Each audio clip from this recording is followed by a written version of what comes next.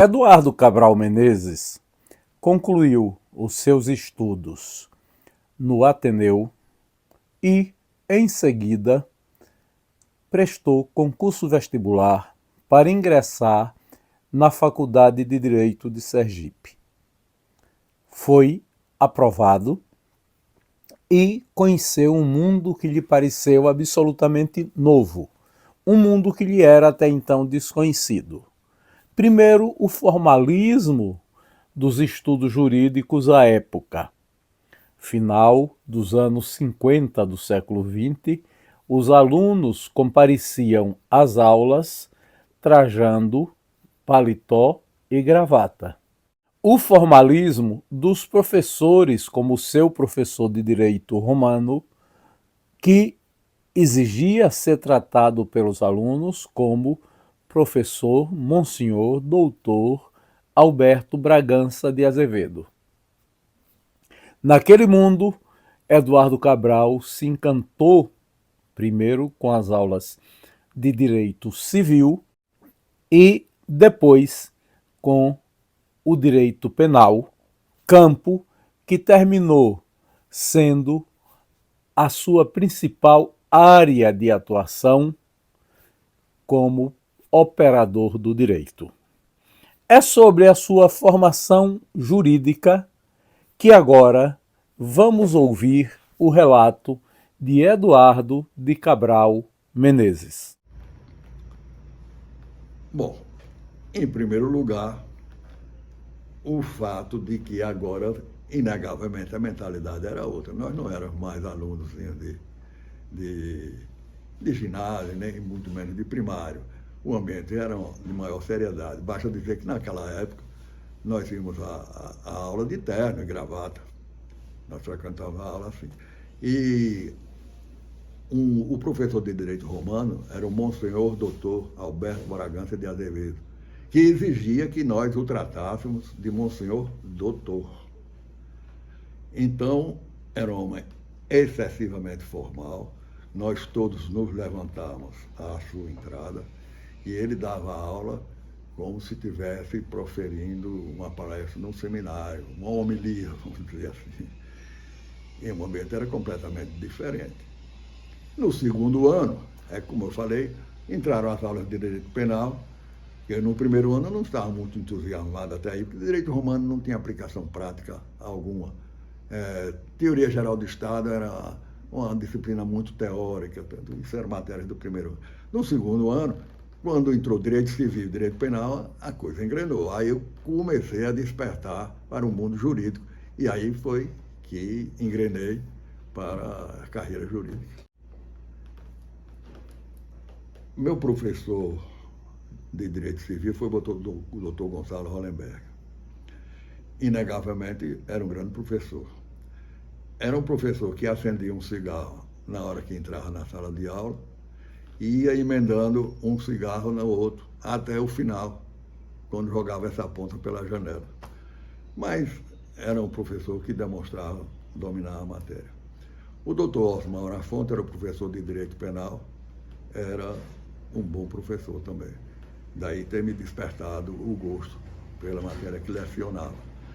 Fora eles, existia o Dr. Garcia Moreno, que era o professor de Medicina Legal. Uma matéria que me encantou também e da qual eu retirei ensinamentos que me foram valiosos na vida profissional. Também existia um professor de Direito Processual Penal, Valdemar Fortuna de Castro, e o professor de Direito Processual Civil, Balduino Ramalho. Esses professores me lecionaram a espinha dorsal da atividade forense, que é o processo. Um na área civil, outro na área penal. Então, realmente, esses foram os professores que mais ficaram gravados na minha mente. Agora, fazendo um adendo, eu não fiz o curso de Direito todo em Aracaju. O terceiro ano, naquele tempo era feriado, primeiro, segundo, terceiro, quarto e quinto ano. O terceiro ano eu me transferi para a Faculdade de Direito da Bahia. E aí o professor de Direito Penal era o Dr. Raul Chaves. O Dr. Raul Chaves era o dono da maior banca de advocacia criminal do estado da Bahia. E o doutor Raul Chaves pressentiu a vocação que eu tinha para o direito penal. E tanto era assim que, a partir de determinado momento, ele passou a me convidar, a mim e a uma outra colega chamada Marina Frank, a dar aulas na escola de polícia da Bahia. E eu ia com todo prazer. Ele dava o tema anteriormente, eu tinha 24 horas para preparar a aula e ia. E aconteceu uma coisa interessante. Ao final do ano, eu intentei voltar a estudar na Faculdade de Direito de Sergipe. Por que o senhor vai perguntar? Eu tinha um grupo agora de colegas lá com que eu se dava muito bem, basta dizer que às vésperas de prova eu me mudava para a casa de um dos meus colegas, com outros colegas, para estudarmos juntos. Mas por quê? Por que queria voltar para Aracaju? Porque na época eu namorava uma moça aqui, pensava em casar com ela, que terminei não casando, mas estava com saudade dela e comuniquei ao professor Raul Chaves que ia voltar para Aracaju. Ele não se conformou. Ele disse, quando eu for a Aracaju, vou conversar com seus pais para que eles deixem você retornar para a Bahia. E não deu outra. Doutor Raul Chaves, que era advogado da Companhia Telefônica, naquele tempo tinha a Companhia Telefônica Sergipana, marcou um jantar lá na casa de meus pais e, ao término da refeição, o doutor Raul Chaves se dirigiu ao meu pai e disse, doutor José, eu vim lhe fazer um pedido, como se fosse o pedido da mão de uma noiva. Eu vim lhe pedir para o senhor deixar Eduardo voltar para Salvador, que eu tenho planos para ele, eu quero colocá-lo no meu escritório de advocacia. Meu pai caiu das nuvens, porque eu não sabia nada daquilo. Aí meu pai disse, olha, Eduardo é dono do nariz dele, ele faz o que ele quer. Se quiser ficar aqui, fica, se quiser voltar para Salvador, volta.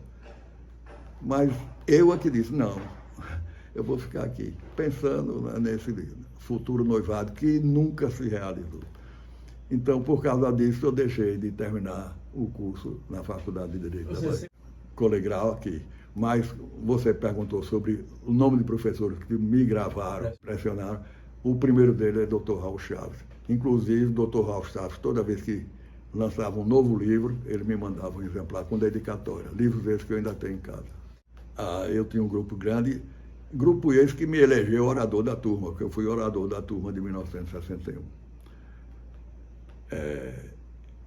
Hiroito Leó, Alisson Porto, Núbia Lima, Aldete Alves Lima, Aldete Alves Porto, Maria Helena Polito, Maria Helena Oliva, Lises Alves Campos, Arquibaldo Mendonça.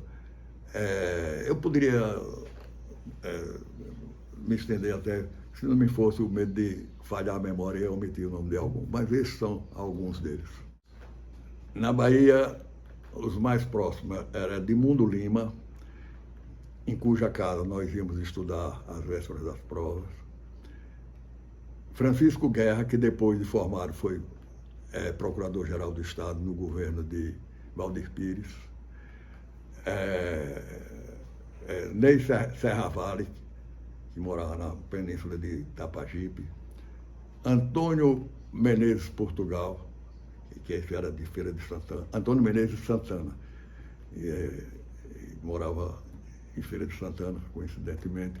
Então, esse era um grupo amigo, além dessa Marina Frank, que era poetisa e que lecionou comigo na Escola de Polícia da Bahia. Agora, contemporâneos tinha outros. Por exemplo, Juraci Magalhães Júnior, que era um pouco mais adiantado. Francisco Benjamin Carvalho, que foi deputado federal pela Bahia, que era um pouco mais adiantado, entendeu? Jonaldo Vieira de Andrade, que depois foi juiz aqui, que também era uma classe antes da minha. Tinha vários.